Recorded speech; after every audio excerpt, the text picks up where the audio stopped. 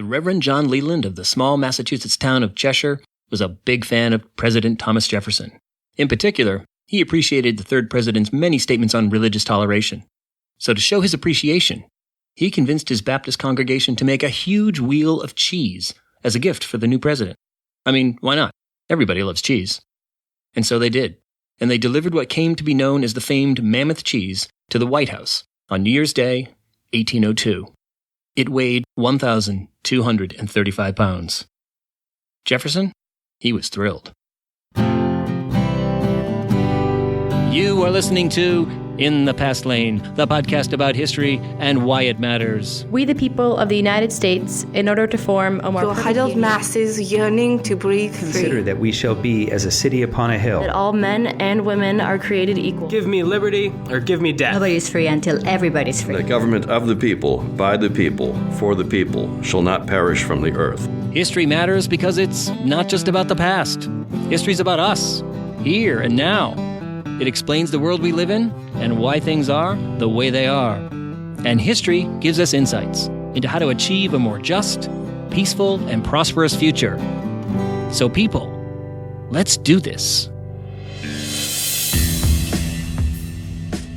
Hi there, citizens. Welcome to In the Past Lane, a podcast about history and why it matters. I'm host Edward T. O'Donnell, your historian at large, and this is In the Past Lane, episode 25. And it's all about Thomas Jefferson. We are coming to you this week from the Monticello studios, located on the campus of Holy Cross College in Worcester, Massachusetts. You can learn more about me, this podcast, and our guests at our website, inthepastlane.com, and on Facebook, Twitter, and Instagram. The boss of me and this whole podcast operation is executive producer Lulu Spencer, who is now ably assisted by our associate producer, Devin McHugh. Say, Lulu, Devin's pretty awesome, huh? I find her cheery attitude really annoying. Yeah, but never mind. Anyway, people, we have another terrific episode for you this week. You may recall that a few episodes ago we went all in on Alexander Hamilton. Well, this week, in the interest of fair play, we turn to Hamilton's rival, Thomas Jefferson. And why not? Jefferson was born in the month of April 13th to be precise, and he's Thomas Jefferson, maybe the most multi-talented of the founders.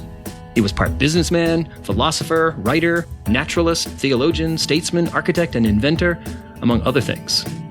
To help us understand Jefferson and why he still matters, despite all the Hamilton mania these days, I'll sit down with award-winning historian Annette GordonReed, co-author of the most recent major book on Jefferson, Most Blessed of the Patriarchs, Thomas Jefferson and the Empire of the Imagination. It's just been released in paperback. Okay, people, it's a beautiful day, so let's roll down those windows. Your journey in the past lane begins now.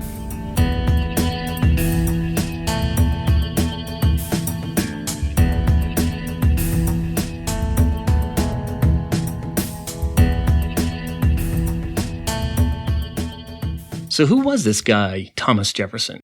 His name is so ubiquitous, even in the 21st century. He's one of the 4 presidents on Mount Rushmore. He's been honored with one of the great memorials in Washington, D.C., and he's the guy on the nickel. I also think it's safe to say that most people know that Thomas Jefferson was the primary author of the Declaration of Independence. We hold these truths to be self-evident, that all men are created equal, that they are endowed by their Creator with certain unalienable rights, that among these are life, liberty, and the pursuit of happiness. Yeah, that guy. Well, Jefferson was born into a prosperous Virginia family in 1743. When he was young, he received an excellent education, and he grew up to become a lawyer and to serve in the Virginia House of Burgesses. He also became a slaveholder and a planter on land inherited from his father, land that later became the site of his famed home, Monticello. Jefferson's resume of public service is quite extraordinary. In addition to service in the Virginia House of Burgesses, Jefferson also served as delegate to the Continental Congress, and then as governor of Virginia. Then, following independence, he sailed for Europe as United States Minister to France. When George Washington became the nation's first president, he tapped Thomas Jefferson to be his Secretary of State. This was an extraordinarily important position, given the new nation's struggles to preserve its independence, while avoiding getting ensnared in European wars. In 1797, Jefferson became vice president in the administration of John Adams, who succeeded George Washington. And 4 years later, Thomas Jefferson was elected the 3rd president of the United States. He would serve in this capacity from 1801 to 1809. Among his many achievements as president was a Louisiana Purchase in 1803, a move that doubled the size of the new nation. He also commissioned Lewis and Clark to head off on their legendary journey of exploration of the western United States. All the while, Jefferson developed as one of the great minds of his age. He collected a vast library that became the basis of the Library of Congress. He wrote thousands and thousands of letters. He collected fossils and rare plants. He invented all manner of gadgets and devices. He designed plans for his home, Monticello. He edited his own version of the Bible that left out the miracles and anything suggesting that Jesus was divine. But Jefferson, this man who was all on fire about liberty and equality, also owned some 600 slaves over the course of his lifetime. And as you know, there's more to this story. One of those enslaved people, a young woman named Sally Hemings, bore a number of children with Thomas Jefferson. Yeah, Thomas Jefferson, author of the great liberty document, the Declaration of Independence, was one complicated guy. So to help us understand Jefferson and his many contradictions, I'll speak with historian Annette GordonReed about a book she's co-authored on the third president. Stay right where you are, people. In the Past Lane, podcast about history and why it matters, continues in just a minute.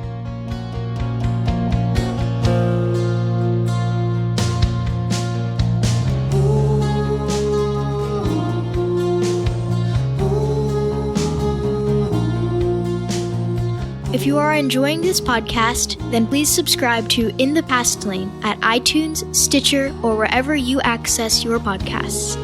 Subscribing is free, and once you do it, new episodes of In the Past Lane are automatically downloaded to your listening device. Subscribing also gives you access to the entire back catalog of In the Past Lane episodes. And if you do subscribe, please leave a review. Thanks.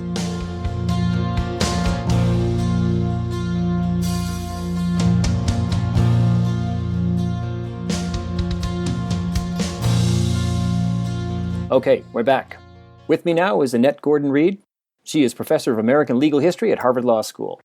She is the author of many books, including Thomas Jefferson and Sally Hemings, An American Controversy, and The Hemingses of Monticello, An American Family, a book that won the Pulitzer Prize and the National Book Award. Today, we've arranged to speak with her about her latest book, co-authored with historian Peter Onuf, Most Blessed of the Patriarchs, Thomas Jefferson and the Empire of the Imagination. Annette GordonReed, thank you for speaking with us today at In the Past Lane. Well, thank you for having me. All right, well, I want to get started with one of the central questions that occurred to me throughout the book, which is, and really the question in some ways that you and your co-author Peter Onuf start with, which is that many people have often described Thomas Jefferson as just so completely complicated and such a bundle of contradictions that to a certain degree he's unknowable. And you and Peter seem to reject that notion and set out really to tackle some of these great contradictions, including obviously the biggest one, which is Jefferson's the author of the Declaration of Independence, declaring that all men are created equal, and yet he's the owner of many hundreds of enslaved persons and has a relationship with Sally Hemings and produces children by that relationship. So how did you come to that idea that you could, in fact, tackle these contradictions and try to make sense of them? Well, it starts from the proposition that, we're all complicated, and certainly a very intelligent person like Jefferson is going to be a bit more complicated than that. And it's not that we think we know him 100%, because you never know anyone 100%. But the idea that he was, completely unknowable and that there was just no point in trying to see him, to attach any coherence to his life, we thought was just an exaggeration. It's sort of a convenient way into him that doesn't demand that you really pay attention to chronology the way you would in another person's life. Very often people will take something that he says when he's in his 20s and then applies it to when he's in his 60s, and it just doesn't make any sense. The idea was to try to see him as an entire whole human being and not just the sum total of a lot of contradictory things that he might have said over the span of the 83 years that he lived. So we're not saying that we know him 100%, but we're saying that all people are complicated, and if you look at anybody's life as intensely as his life has been looked at, you will find things that don't add up, so to speak. We're a bundle of conflicting emotions and conflicting allegiances and so forth, and we have intellectual beliefs that we don't always live up to because of emotional attachments that we have. And so we wanted to see Jefferson as a person, essentially, and a very talented person, but a human being nevertheless. And a human being that produced a lot of documentation, in some ways a historian's dream, and gives you an awful lot of material to work with in terms of seeing what he was thinking when he was a teenager, when he's in his 20s, and then his 40s, his 60s, and so on. Mm-hmm. Did you find that a burden in some ways, that there's 18,000 letters that have been preserved? Well, this is the benefit of having two people work on this. Peter is an intellectual historian who writes about Jefferson, and I'm a social historian and a political historian. He does some political history as well.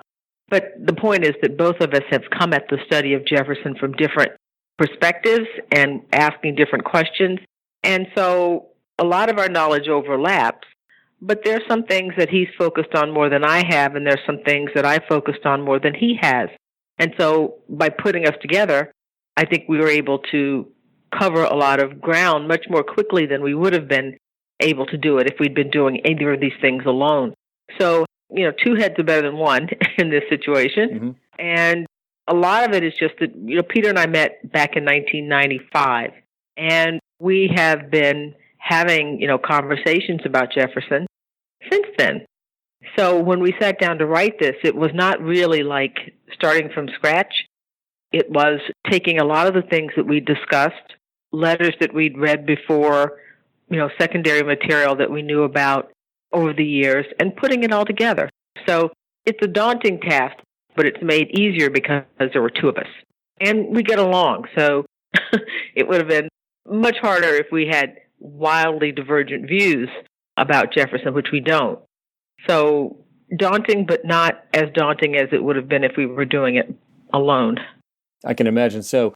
And how about the structure of the book? The structure of the book is interesting, where you try to sort out this very complicated and very long life. And you begin by looking at Jefferson's origins in Virginia and how that plays a fundamental role in the way he sees the world throughout the rest of his life. Maybe could you talk a little bit about how those origins in Virginia shape him?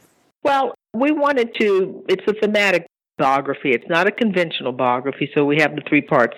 And the first one is patriarch, and we talk about, home, plantation, and Virginia. These are the formative things in Jefferson's life. It's significant that he's born at the top of the social scale in Virginia in a slave society. It shaped his outlook on life. And at the same time, he was a very, very smart person who loved to read, and as a young man, he became enthralled to the idea of the Enlightenment. So he's in this place that has this barbarous system, slavery, as its basic foundation of that society. He comes to believe that slavery is wrong, and yet it is the pivotal institution in his life. I mean, he grows up with this. He tells the story of being handed up on a pillow to a slave as being his first memory as a child. And so these people, the people around him, the enslaved people and his family, the sort of much more, well, not aristocratic, but what passed for aristocratic in Virginia during that time period, they create this world for him that in some ways contradicts the things that he's reading in books, the things that he admires about progress and the enlightenment of mankind. So he's a bundle of a lot of influences, and it all starts there in Virginia and at his home, and his family is central to his life. This is what shapes him and makes him the statesman that he becomes. And is that, obviously, that being immersed in a slave-holding society has to account for some of his, what seems like his great contradiction, that he espouses these great Enlightenment ideals of equality and liberty and so forth. And he also has an anti-slavery critique, but he also sticks with slavery and doesn't really do too much other than to criticize it. Some of the other founders, for example, emancipate their slaves in their wills, and he doesn't go that far. So how can we explain that? Well, I mean, there's only really George Washington emancipated his slaves in his will, knowing that his heirs, Martha's children, would in fact inherit slaves from her. So not to make light of the fact that he emancipated his slaves, but it's one thing to emancipate your slaves when you know that your heirs are going to get a bunch of slaves from other people, right? Which is what happened. And when you don't have any children of your own, essentially, you sort of wonder what would have happened if there had been a George Washington Jr. or a bunch of kids. Jefferson was also broke when he died. He couldn't have emancipated his slaves because, the creditors would have come and he would have to satisfy creditors with them.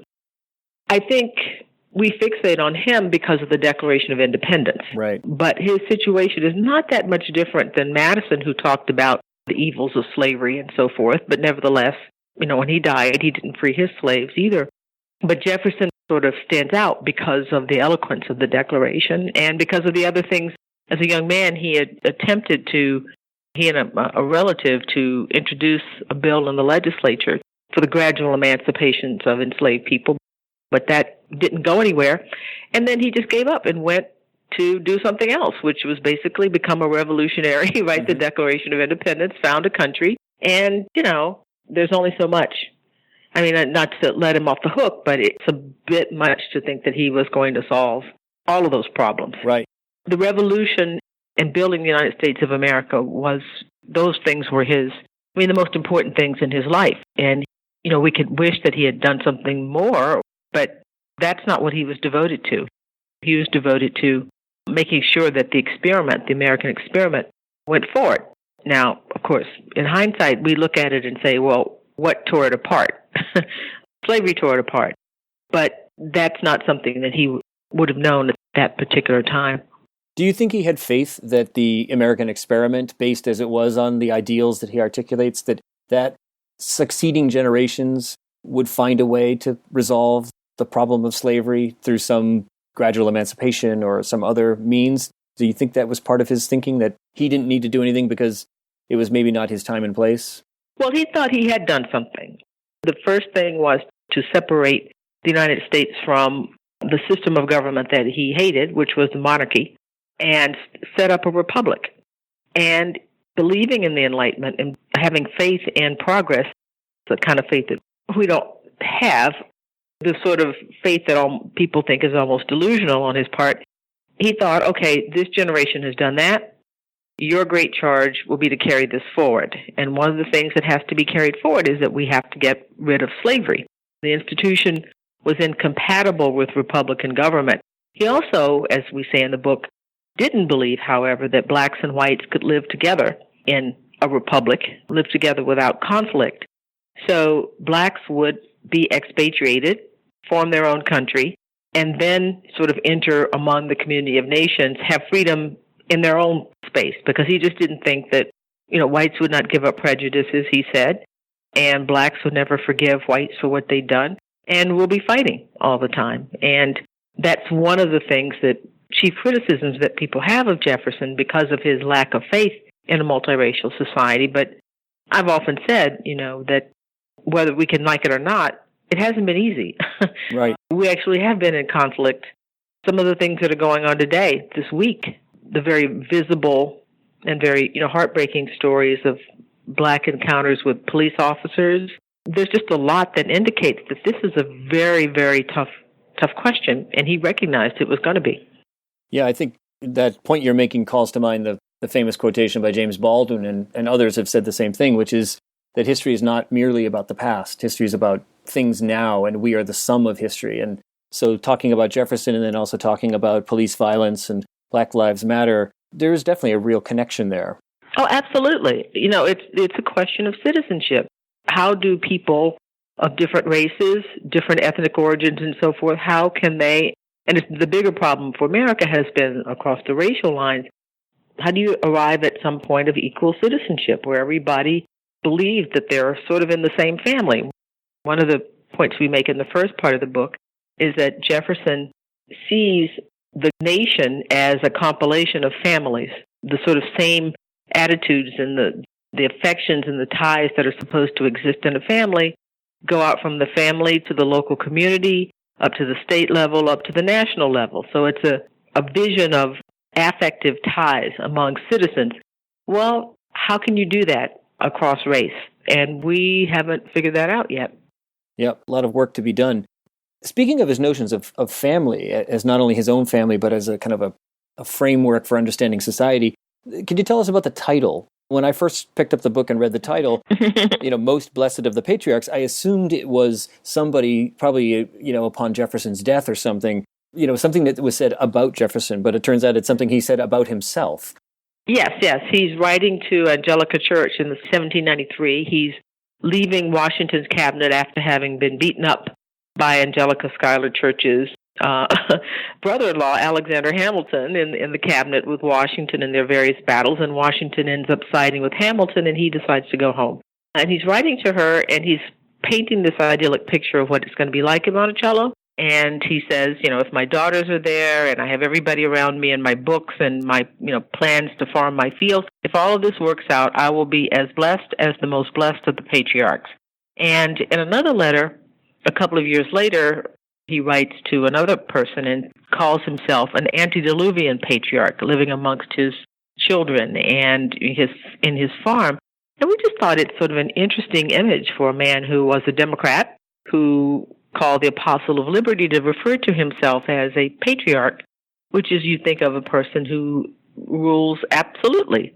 Is an autocrat. As a patriarch is in control of lots of people. Right. He would like to think that he was a benevolent patriarch, but he was nevertheless, as a white male, he was in control not only of enslaved people, he was in control of women, white and black, and lower class whites would have been deferential to him. So it's an interesting image. The patriarch, the antediluvian patriarch, apostle of liberty, all thrown in there. But that's how he saw himself.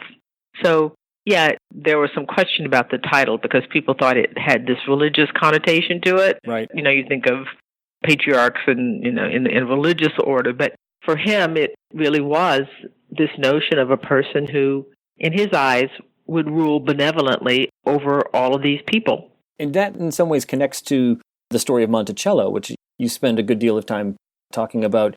It's sort of the physical embodiment or expression of his notion of what a true benevolent patriarch should, preside over a great house and a great estate and all of that. So how does Monticello factor in the way we understand Jefferson, and how does it reflect him? I mean, he literally designed every aspect of it. Mm-hmm. Well, the Monticello we see today is Monticello II. It was a very different looking house when he lived there with his wife. It doesn't get a dome until the 1800s. It was built, the redesigned model, after he had been in France. The second part of the book talks about him, entitled Traveler, and it talks about how France influenced his life. And certainly one of the ways it influenced his life was architecture. He loved being there and seeing the buildings and seeing what other people in the classical architecture, what other people had been able to do. And so he comes back to, even before he comes back to the United States, he begins planning Monticello in his head, drawing plans for it, modeling them after certain buildings that he had seen in Paris. And it really is designed as a place for Jefferson. I mean, people talk about the narrow staircases that lead up to the second floor, the very small rooms, and they note that it's not very comfortable for other residents. I mean, his compartments are very, very nice. But the thing to keep in mind, as we say in the book, is that when he comes back from Paris, he has no idea that his daughter's going to marry someone and that marriage will be in trouble and that the husband will fail and then all of the family has to move in with him. So in other words, those rooms and those staircases, those replicate what would have been going on in France, the way you would have smaller rooms for guests and maybe even servants or so forth. It was not meant to be a house to house him and his grandchildren because he didn't know that was going to happen when he built it. So it's a sort of glorified, I don't want to say bachelor pad, but it's something that's made comfortable for him and, with enough rooms and enough stuff for people to come and visit in a normal way, not that my daughters and their husbands are going to move in with me, which, as I said, he could not have anticipated in 1789 that was going to happen 20 years later. So it expresses his vision of himself, the architecture, what he puts in it, all of the things that he bought in France and brought back to sort of make the house like a museum piece so that his neighbors could come and visitors could come and see the things that he had seen when he was in Europe, some of the best of what he could bring back to show them. So it's an educational site. And that's how he viewed himself, that he was an enlightened person who was trying to bring enlightenment to the people who came to visit. It sounds sort of arrogant, but that was his understanding of what his role was. So the physical structure of the House represents him. The stuff that he puts in it tells you a great deal about his personality, that he wanted to be a teacher. He wanted to put things out so that people could learn and that they would grow as citizens. Yeah, it sounds like he considered himself not only the most blessed patriarch, but the most blessed professor, so to speak. Exactly. That's one of the lessons you get from him. The descriptions of him, he was a font of information. And, people ask him questions, and if he didn't have the answer, there's an image of him that Isaac Granger talks about. If you were in his room, if you asked him a question and he didn't have the answer to it, he had books laying around everywhere, and he'd pick them up and, give you the answer if he could find it. So, yeah, he was a font of information. Right, and you got that the moment you stepped in the main hallway, at least as I understand it when I visited Monticello, that he had giant fossils and things. Yeah. So that as you waited for him to greet you, which may take some time, you could wander around this sort of mini foyer area museum of all kinds of eclectic curiosities. A huge map of Africa, maps of the United States, the known parts of the United States, fossils, artifacts, paintings, kinds of things. Yeah. It's very, very interesting. What about the American Revolution in terms of the way it changed Jefferson and shaped his view? You touched on it a little bit earlier, but I wonder if you could tell us a little bit more about how he saw the revolution and how he saw himself in many ways as the guardian or the custodian of the revolutionary spirit. Mm-hmm. Well, he had been a loyal British subject. He admired the British system as a colonial. But once he turned on Great Britain, after he thought that Great Britain had turned on the Americans, he never really looked back. He grew to be very, very hostile to the monarchy and monarchy as a system of government. He thought that the American Revolution was an Enlightenment project, that it was an example of progress, and that he really did believe in American exceptionalism. There's no question about that the United States was a special place and had a special message to teach the world how to have a republic, how to have a government that was run by the people for the people. And he thought that was a serious statement that we were making, that the country was making to the world. And once he gets into Washington's cabinet and he sees that, well, there's some other people who have a different vision that didn't coincide with his, he just went into action and began to devote his life to, there's a point at which he retires, as I mentioned before, but a lot of people think that he was sincere when he went home.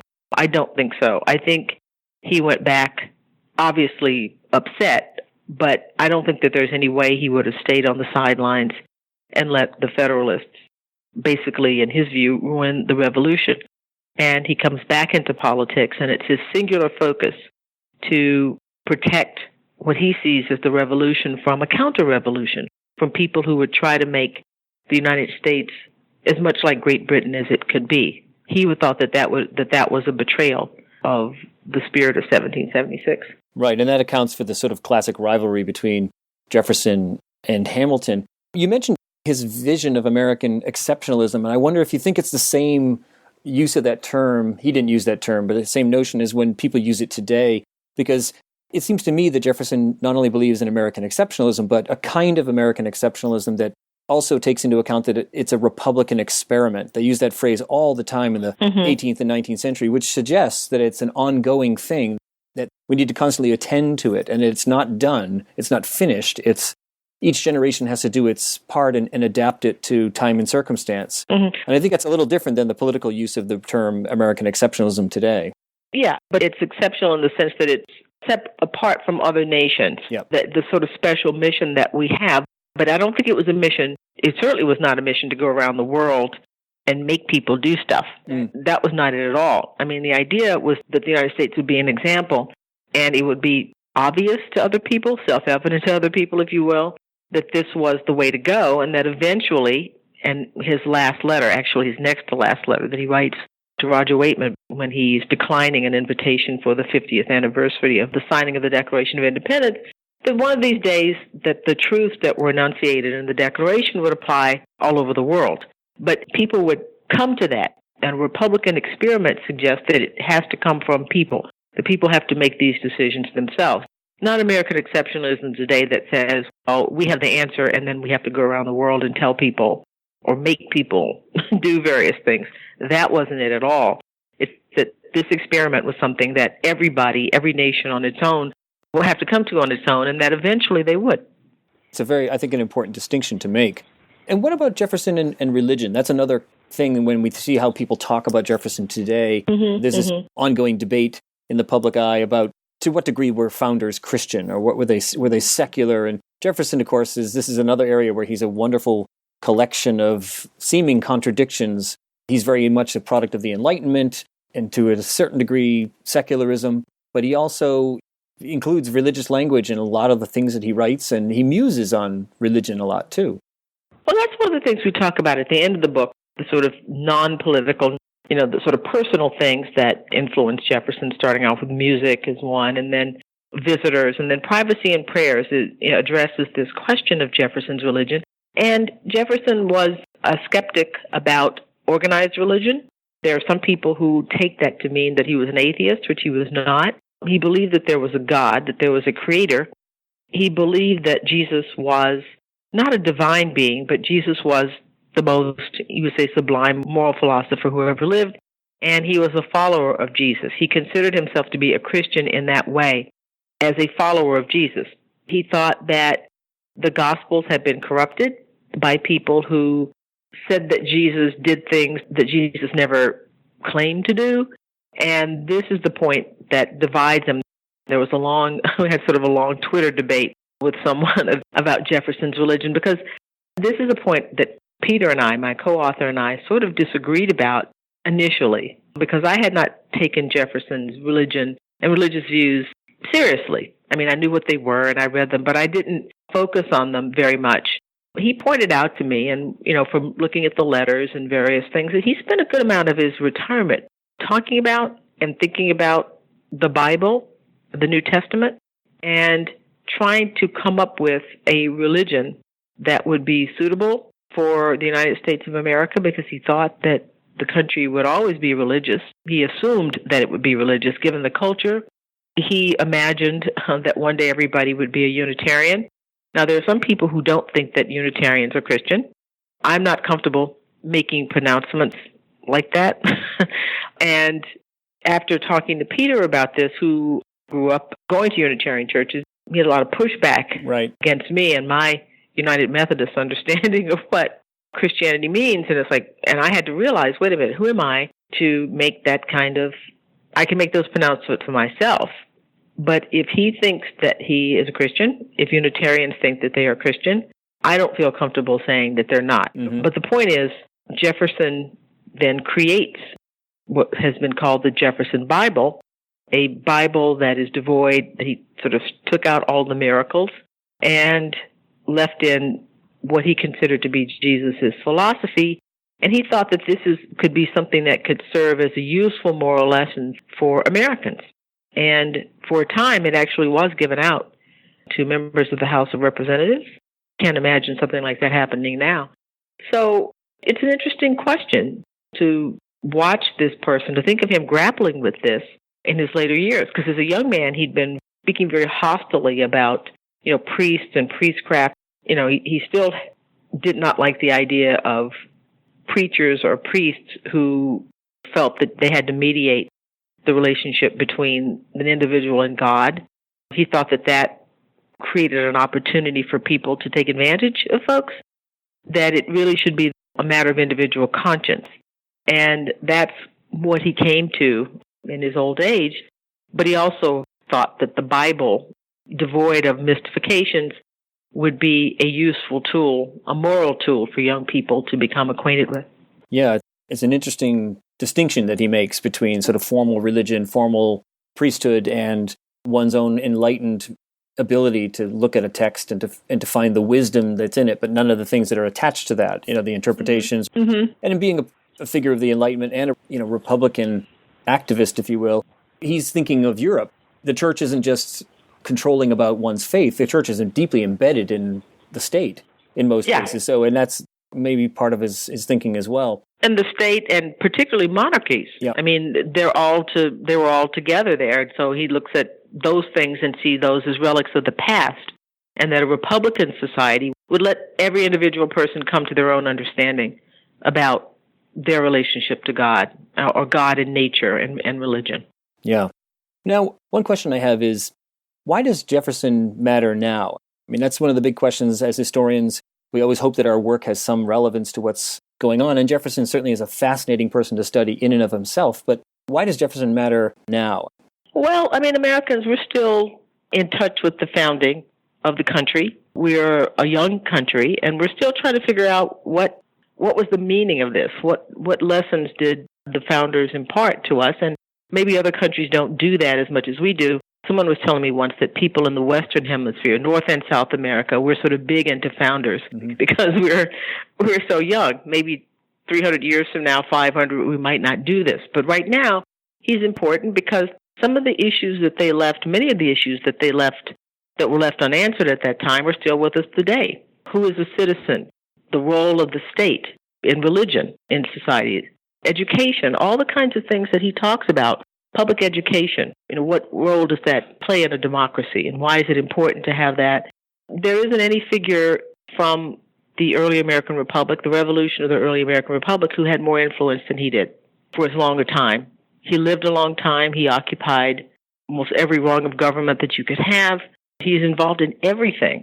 Library of Congress, West Point, ice cream, so many different things. And it's just not possible to come to grips with the early America without coming to grips with him.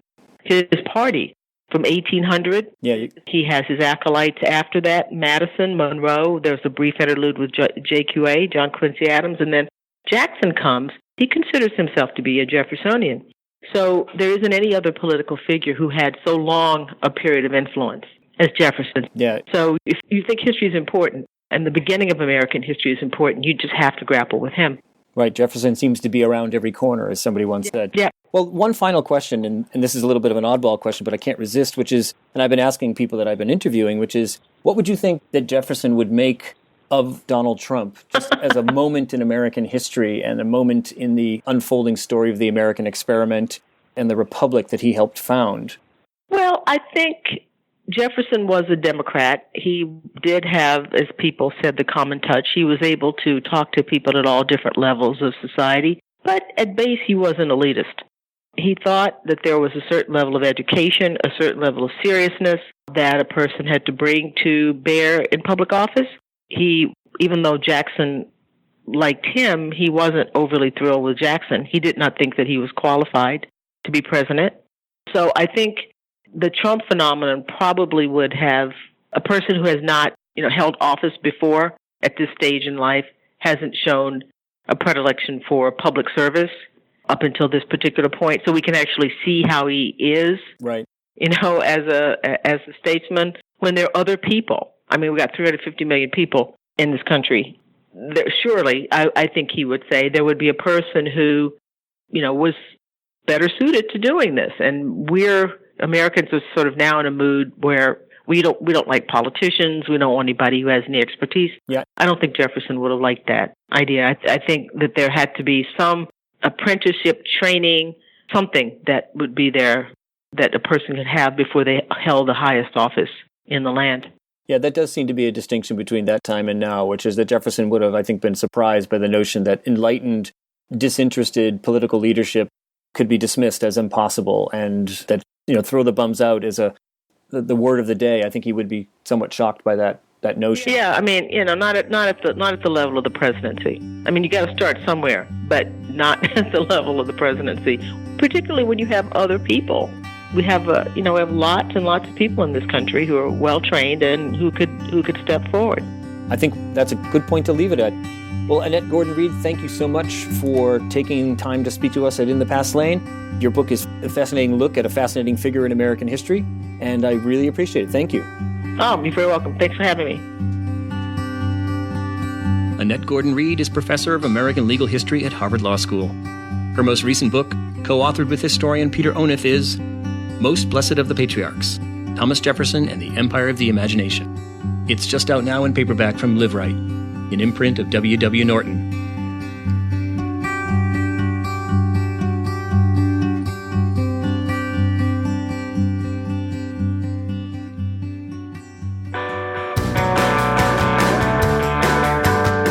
Okay, people, that's all for this episode of In the Past Lane. Thank you so much for tuning in. If you like what you've heard, please subscribe to this podcast at iTunes, Stitcher, or wherever you access your podcasts. And tell your friends about In the Past Lane. That really helps to bring in new listeners. For more information about the many things we talked about today, head over to our show page for this episode at inthepastlane.com. I also want to hear from you, so please send us your comments, questions, and suggestions via Twitter, Instagram, and our Facebook page. I'm In the Past Lane's host, Edward T. O'Donnell, your historian at large, reminding you that history explains our world. So let's pay attention to it. Thanks for listening. We hope you'll join us next time for another journey in the Past Lane. Hey, Lulu, looks like you want to ask a question. Shoot. Were you dropped on your head as a child?